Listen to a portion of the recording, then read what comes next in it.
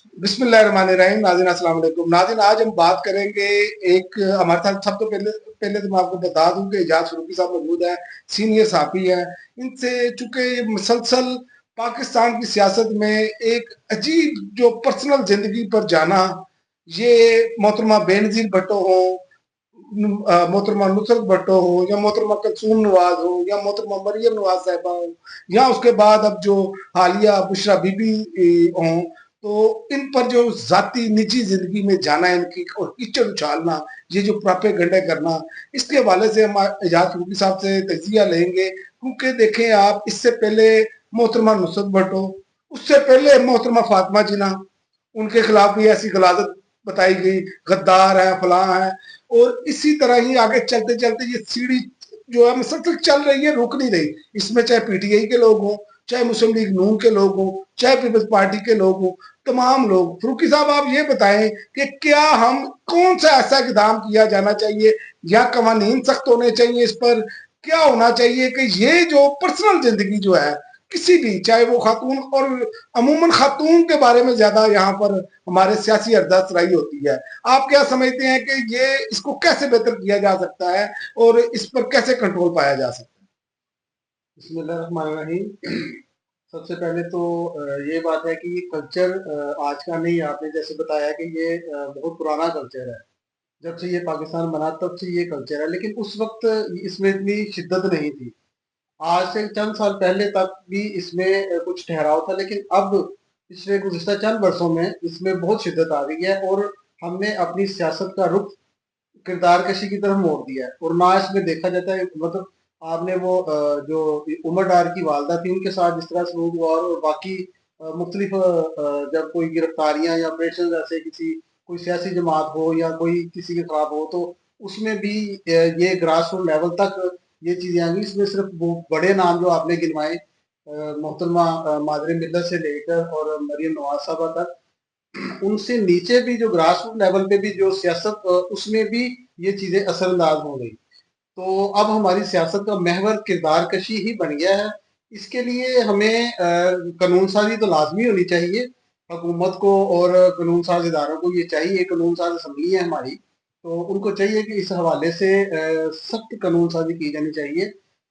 लेकिन लोगों को इखलाकी तौर पर भी, अपने तौर पर भी ये सोचना चाहिए कि खवातीन के बारे में या किसी की निजी जिंदगी के बारे में इस तरह की किरदार कशी से ना तो आपकी सियासत को कोई फायदा होगा, ना किसी का नुकसान होगा। ये एक गुनाह भी है और एक हमारी अखलाकी गिरावट भी है, और हम अपनी आने वाली नस्ल को भी एक तबाही की तरफ झोंक के जा रही है। ये सिर्फ मौजूदा सूरत हाल तक महदूद रहने वाली चीज नहीं है, ये हम अपनी अगली नस्ल को भी इसमें बर्बाद कर देंगे। और हुकूमत का ये फर्ज बनता है कि वो इस पर सख्त कानून साजी करे। जो भी लोग और अपनी सियासत को उस ट्रैक पे लेके, जिस तरह बाकी दुनिया में महज़्ज़ब मुल्कों में, महज़्ज़ब मुआशरों में जिस तरीके से सियासत होती है, वो अपनी सियासत का महवर अपने उन पॉइंट्स को रखते हैं। वो मुल्की मामलात हों या गैर मुल्की मामलात हों, अगर कोई करप्शन में भी है तो उसकी उस करप्शन की हद तक रहना चाहिए। तो महज़ब हमें महज़ब मुआशरे का फर्द बनना चाहिए, अपने मुआशरे में अखलाकी गिरावट का खात्मा करना चाहिए। है?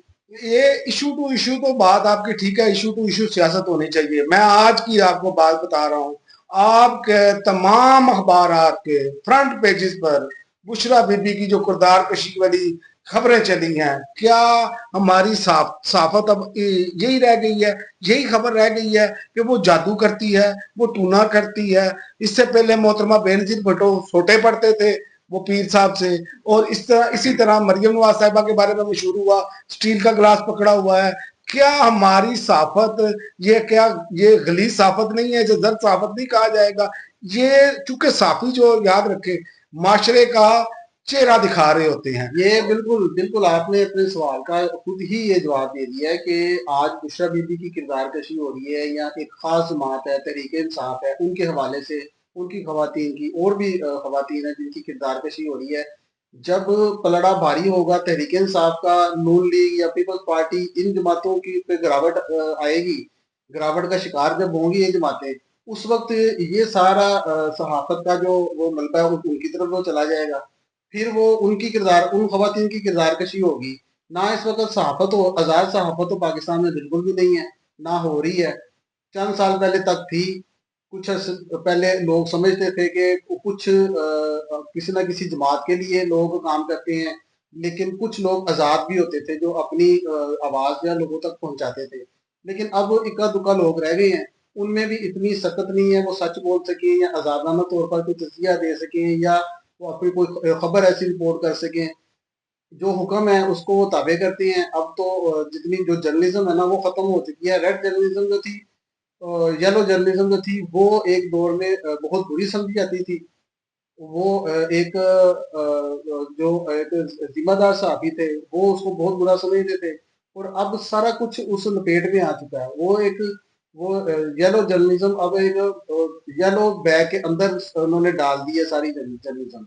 अब वो हर बंदा जो है ना वो ये तमीज़ भी भूल गया कि यहाँ पर येलो जर्नलिज्म हो रही है या कि कोई असूलों पर कोई बात हो रही है।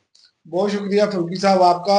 लेकिन मैं नाज़रीन चलते चलते आपको एक बात बता दूं कि एसार राना साहब जो सीनियर साफ़ी हैं, वो मैं 92 की बात है, खबरें में हम मौजूद थे, इकट्ठे काम करते थे, तो उनके एक अल्फाज हैं मुझे आज तक याद रहे। आज आप अंदाज़ा लगा लें कि 30-32 साल हो गए हैं। उन्होंने वहां पर एक लफ्ज़ इस्तेमाल किया था कि साफ़ी का ना कोई दीन होता है ना कोई मजहब होता है। साफ़ी का जो असल काम होता है वो न्यूट्रल और जो हकाइक है वो अवाम के सामने लाए जाए। साफ़ी पर्सनल नहीं होता। लेकिन बदकिस्मती है हमारी, हम चूंकि पर्सनल जिंदगियों में घुसना शुरू हो चुके हैं, जो कि ना हमारा इस्लाम इजाजत देता है, ना माशरती इक़्तिदार भी नहीं इजाजत देते, लेकिन फिर भी हम कर रहे हैं। लेकिन बहरहाल अल्लाह ताला से बेहतरी की उम्मीद है, इंशाअल्लाह ताला बेहतर होगा। बहुत शुक्रिया फरूकी साहब आपका। अल्लाह हाफ़िज़।